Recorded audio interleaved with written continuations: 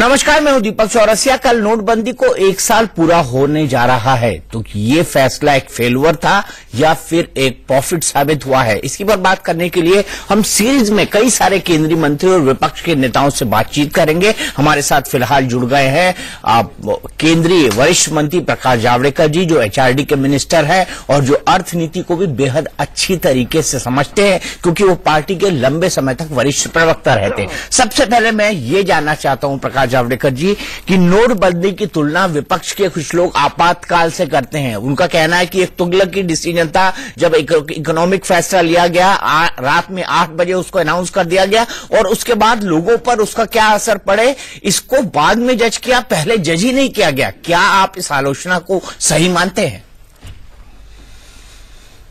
बिल्कुल नहीं मानता सही, क्योंकि ये सही नहीं है। देखो, भारत की जनता ने नोटबंदी के निर्णय को बहुत जोर से स्वागत किया। गरीब तबकों ने, प्रामाणिक लोगों ने किया। हां, कुछ बेईमान लोग जो थे उनको तकलीफ जरूर हुई, तो वो हम समझते हैं कि उनकी शिकायत होगी। लेकिन कल 8 तारीख को हम काले पैसे के विरोध के दिन के रूप में सारे देश भर में उसको पालन करेंगे और कार्यक्रम करेंगे, एंटी ब्लैक मनी डे। और कांग्रेस क्या कर रही है? कांग्रेस ब्लैक डे यानी ब्लैक मनी सपोर्ट डे कर रही है। काले पैसे को समर्थन देने की खुली राजनीति। कहां कांग्रेस एक जमाने में था कि जहां गरीब उनके साथ होते थे, लोगों को लगता था इंदिरा अम्मा गरीब का ख्याल करती है। आज गरीब पूरे का पूरा मोदी जी के साथ हो गया और कांग्रेस कट गई गरीबों से, फिर भी वो ब्लैक मनी का सपोर्ट कर रहे हैं। यह अजीब चीज हम देख रहे हैं। अच्छा, मुझे ये बताइए सर, अगर 1 साल की बात करी जाए तो ये जो नोटबंदी हुई है उससे क्या नफा और क्या नुकसान हुआ है? क्योंकि लगातार ये कहा जा रहा है कि अर्थव्यवस्था गिर रही है और जीडीपी नीचे जा रही है और अगले ग्रोथ की जीडीपी की तुलना कम आकी गई है जितनी एक्सपेक्टेड थी उससे पहले। तो इसकी क्या हकीकत है, ये बताइए। ये बताता हूं। ये नोटबंदी का कोई तुगलकी फरमान नहीं था। ये जिस दिन से मोदी सरकार आई है, काले पैसे के खिलाफ एक युद्ध हमने शुरू किया है। 2011 में सुप्रीम कोर्ट ने आदेश दिया था कांग्रेस सरकार को कि भाई, एक ब्लैक मनी के खिलाफ, काले धन देश के गरीबों पर अन्याय है, काला धन गरीबों की लूट है और इसलिए काले धन का खात्मा होना जरूरी है। और सुप्रीम कोर्ट ने कहा एक एसआईटी की स्थापना करो, स्पेशल इन्वेस्टिगेटिंग टीम, जजेस के अध्यक्षता में। लेकिन कांग्रेस ने 3 साल नहीं किया। वो कभी भी एक भी कदम काले पैसे के खिलाफ नहीं उठाते थे, केवल लिप सर्विस देते थे। और इसलिए मोदी सरकार आने पर पहले 3 दिन में ही हमने ये पहला निर्णय लिया और एसआईटी स्थापना किए। और आज उसी के सिफारिश के आधार पर 2 लाख कंपनियां डी रजिस्टर हुई है। उसमें 37,000 शेल कंपनीज ऐसी है जिन्होंने काला पैसा वाइट करने का काम ही जो करते थे पहले। तो ऐसे अब पहचान हो गई है, उन पर शिकंजा कसेगा। वैसे ही दूसरा फायदा हुआ नोटबंदी का कि सारा पैसा जो काले पैसे के रूप में घूम रहा था या नहीं घूम रहा था, वो सब बैंक में आना ही पड़ा। तो किसने कितना पैसा जमा किया वो समझ में आया और 4 लाख ऐसे खाते मिले कि जिससे 4 लाख खातों में लगभग 3 लाख करोड़ की रकम ऐसी जमा है कि जिसके बारे में संशय है और उसकी भी शिनाख्त हो रही है। तीसरा एक फायदा हुआ कि लोगों को समझ में आया कि भाई, मोदी सरकार में जीना है तो प्रामाणिकता से जियो और सुख से, चैन से नींद ले लो, वो चलेगा।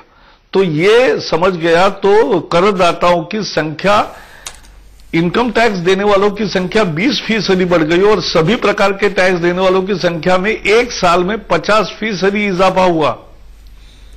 ये बहुत बड़ा इजाफा है, क्योंकि देश हमारा कर के चोरी पर या कर न देने की प्रवृत्ति बनाई थी कांग्रेस ने जी। और इसलिए सरकार को गरीब कल्याण के लिए पैसा नहीं, सड़क के लिए पैसा नहीं, शिक्षा के लिए पैसा नहीं, स्वास्थ्य के लिए पैसा नहीं, कैसे मिलेगा? जो कर है वो आना चाहिए सरकार के पास, तो वो अब आने लगा है। ये बढ़े।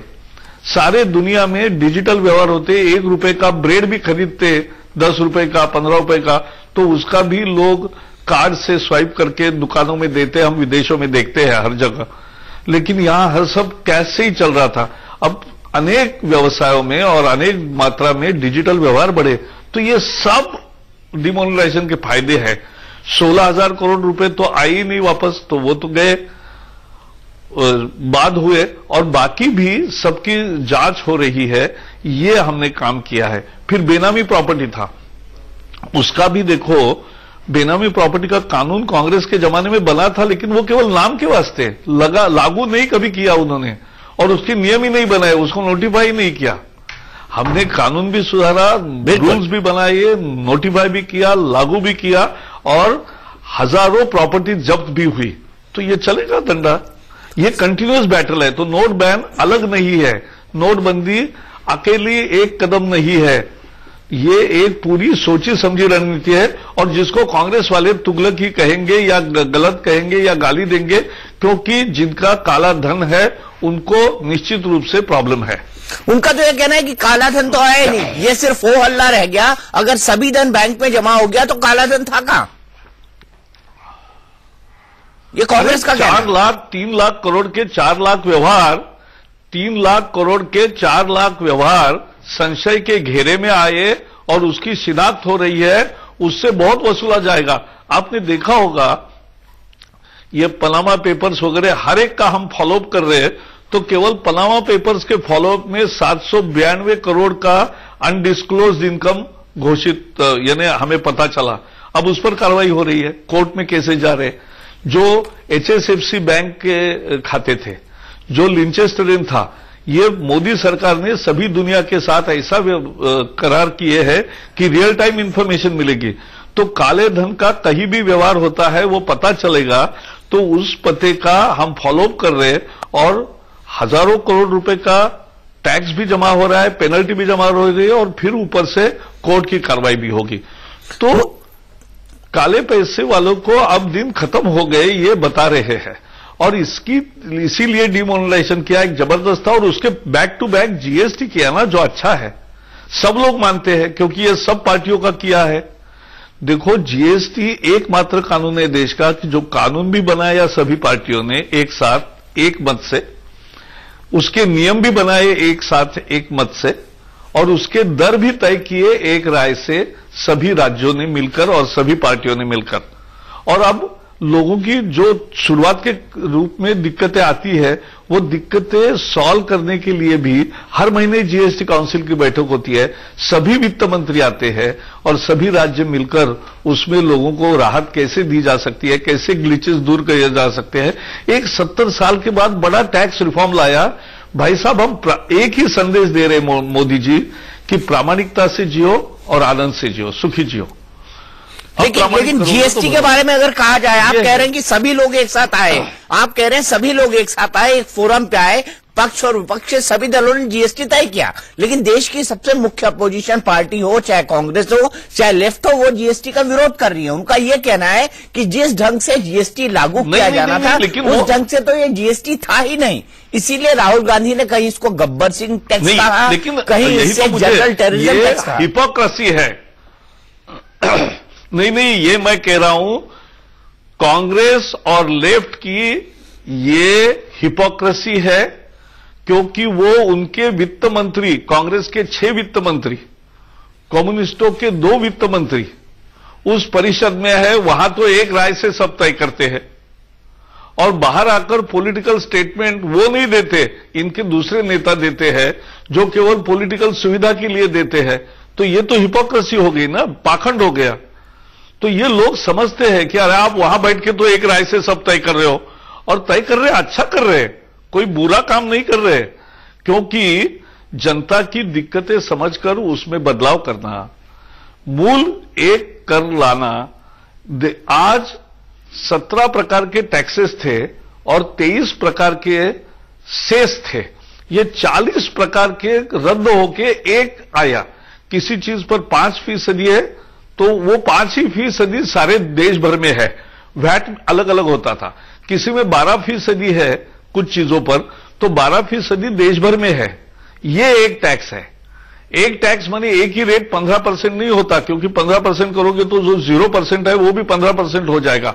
वो नहीं करना है। गरीब को बोझ दिए बिना मोदी जी की सरकार ने ये अगुवाई की और सभी पार्टियों ने इसका साथ दिया। लेकिन बाहर आकर अगर कोई उल्टा बोलेगा तो ये पाखंड है और ये राजनीति है। इसका लोग समझते हैं, इनको कोई साथ नहीं दे रहा है। अब ये ब्लैक मनी के सपोर्ट में डे कर रहे, कमाल हो रही। मुझे तो आश्चर्य लग रहा है। जावड़ेकर जी, अगर देखा जाए तो कांग्रेस पार्टी जो है इसी को मुद्दा बनाकर, जीएसटी और नोटबंदी, इन दोनों चीजों को मुद्दा बनाकर गुजरात में चुनाव लड़ रही है और उसको ऐसा लग रहा है शुरुआती सफलता उसको नजर आ रही है। राहुल गांधी बदले बदले नजर आ रहे हैं। वो बार बार जीएसटी पर, वो बार बार नोटबंदी पर अटैक करते हैं, लोगों की तालियां या ट्विटर पर वाहवाही बटोरते हैं। तो ये आपको राहुल गांधी के अंदर परिवर्तन दिख रहा है क्या? इंस्पेक्टर परमिट राज जो जीएसटी और नोटबंदी के बाद आएगा, उसको लाने का सपना मोदी सरकार ने देखा था या उसको हटाने का सपना मोदी सरकार ने देखा था? नहीं, ये तो लाइसेंस परमिट कोटा राज ये कांग्रेस की देन थी। हम उससे जनता को मुक्त कर रहे। इंस्पेक्टर राज और इमरजेंसी ये कांग्रेस की रणनीति थी। हम उससे मुक्ति दिला रहे हैं और इसलिए लोग समझ रहे हैं, लोग हमारे साथ हैं। और गुजरात के रिजल्ट भी देखेंगे, हिमाचल के भी देखेंगे और आने वाले चुनाव में भी देखेंगे। देखो, लोग अब बदलने के लिए तैयार है, आदतें बदल रही। 4 करोड़ टॉयलेट जब 3 साल के अंदर बनते हैं और लोग यूज करने के लिए हमने एक कैंपेन चलाई और उसका उपयोग हो रहा है, तो ये जो है ना, ये देश में मूलभूत बदल हो रहे हैं। अब कोई एक आध चैनल ये जब दिखाता है कि ओडीएफ होकर भी एक गांव में कोई बाहर जा रहा है, आप समझ लीजिए हजारों साल की पीढ़ियों की आदतें बदलना इतना आसान नहीं होता। लेकिन एक बहुत जबरदस्त सफलता मिली है, स्वच्छ भारत। देखो कैसे सब लोग आकर उससे जुड़ गए और ये जो काम हो रहा है, ये देश के मूलभूत बदलाव के लिए आम जनता तैयार हो गई है और आम जनता चाहती है कि प्रामाणिकता से देश जिए, तभी आगे बढ़ेगा। अभी अभी मनमोहन सिंह जी ने, जो पूर्व प्रधानमंत्री हैं, उन्होंने कहा है और जो इकोनॉमिस्ट भी है कि नोटबंदी एक थोपा हुआ फैसला है। शब्दों पर ध्यान दीजिएगा प्रकाश जावड़ेकर जी। मनमोहन सिंह जी ने कहा है, पूर्व प्रधानमंत्री, कि नोटबंदी सरकार का एक थोपा हुआ फैसला है और इससे जो लाभ होना था वो नहीं हुआ है। इसके इंडिकेटर्स दिखाई देने लगे हैं। एक तो मनमोहन सिंह जी के बयान के 2 अर्थ है कि ये एक डिसाइसिव स्टेप है, एक निर्णय बहुत जबरदस्त था जो करने की उनमें कभी हिम्मत नहीं थी। दूसरा, उन्होंने कहा है कि उसके जैसे परिणाम आने चाहिए थे वैसे आए, तो ये उनकी राय है। उनकी सभी राय सच नहीं है। जब वो प्रधानमंत्री थे तब वो महंगाई को, जब आप लोगों ने पूछा था दीपक जी कि सर महंगाई बढ़ रही है, तो उन्होंने कहा था पैसे कोई पेड़ पर नहीं लगते। तो ये मनमोहन सिंह जी है। तो इनकी हर राय को सही मानने की जरूरत नहीं है। हर एक की एक राय होती है, लोकतंत्र में उनको राय रखने की अधिकार है, लेकिन हम उससे बिल्कुल सहमत नहीं है, देश भी सहमत नहीं है। इसीलिए कांग्रेस के जमाने में, मनमोहन जी बताओ कि आपने काले धन को बाहर निकालने के लिए, विदेश से वापस लाने के लिए, देश का काला धन पैदा न हो उसके लिए आपने क्या किया?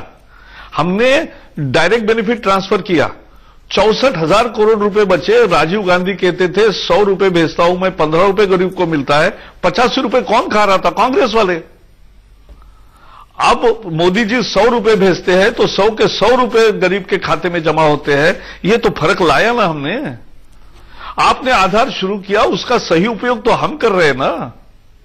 ठीक है, लेकिन ये भी एक हकीकत है कि उसी आधार का बीजेपी एक वक्त विरोध करती थी। उसी आधार का बीजेपी एक वक्त विरोध करती थी। प्रकाश जावड़ेकर जी, इंपॉर्टेंट 2 टूक आपसे जानना चाहूंगा कि विदेशों से काला धन वापस लाने के मुद्दे पर आपने क्या किया? क्योंकि कई बार तो ऐसा इंटरप्रिटेशन लगा आपके नेताओं के भाषण का कि कहीं उससे भी गरीब आदमी को पैसा ना दे, मतलब विदेशों से काला धन लाकर एक गरीब आदमी के अकाउंट में दिए जाएं, ऐसा प्रतीत होता था। लेकिन विदेशों से काला धन तो आया ही नहीं है। अगर फैक्ट्स और फिगर्स की बात करी जाए तो मैं बताता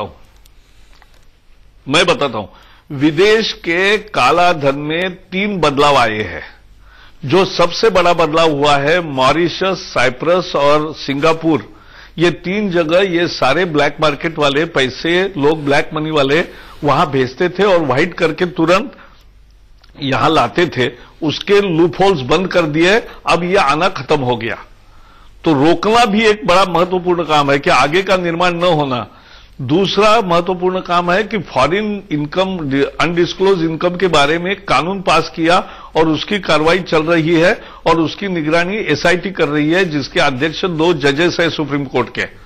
फिर तीसरी बात यह की है कि जितने भी एचएसएफसी और लिंचेस्टरियन और पनामा पेपर्स में और अभी नए पेपर्स में जो भी जिनके अकाउंट्स की खुलासा हो रहा, तो उसकी जानकारी लेकर उसकी इन्वेस्टिगेशन करके उसमें अनडिस्क्लोज इनकम बाहर निकाल रहे हैं और उसको कोर्ट में ले जा रहे हैं। तो हमारी एकदम पारदर्शिता है और सब ला रहे हैं।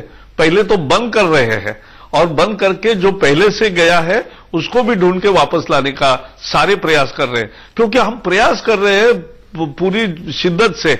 इन्होंने कभी प्रयास ही नहीं किया क्योंकि उनका इंटेंशन था ही नहीं वो। बहुत बहुत धन्यवाद दीपक जी। तो एक आखिरी सवाल मैं आपसे जानना चाहता हूं सर।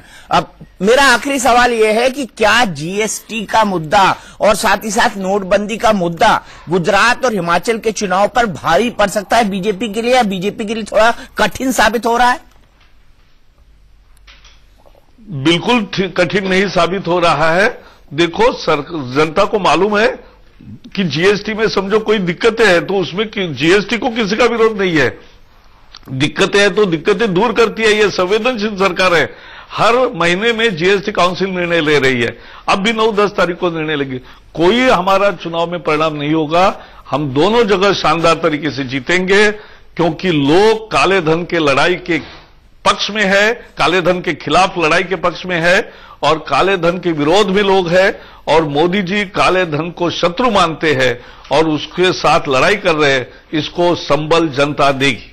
चलिए, प्रकाश जावड़ेकर जी, आप हमसे जुड़े, आपने हमसे बातचीत की और नोटबंदी के बारे में इतने फैक्ट्स बताए, इसके लिए आपका बहुत बहुत धन्यवाद। फिलहाल नोटबंदी पर इस बहस को हम यही खत्म नहीं करेंगे। नोटबंदी को लेकर हमारी बहस लगातार जारी रहेगी इंडिया न्यूज पर। फिलहाल खबरों का सिलसिला आगे बढ़ाते हैं और मेरे अगले सहयोगी आपके साथ जुड़ेंगे 12:30 बजे की खबरों को लाने के लिए, जो कि चुनाव विशेष होंगी। लेकिन अभी की बड़ी खबर यह निकलती हुई कि गुजरात और हिमाचल चुनाव पर नोटबंदी और जीएसटी का कोई फर्क नहीं पड़ेगा, यह कहा है सरकार के एक वरिष्ठ मंत्री प्रकाश जावड़ेकर ने।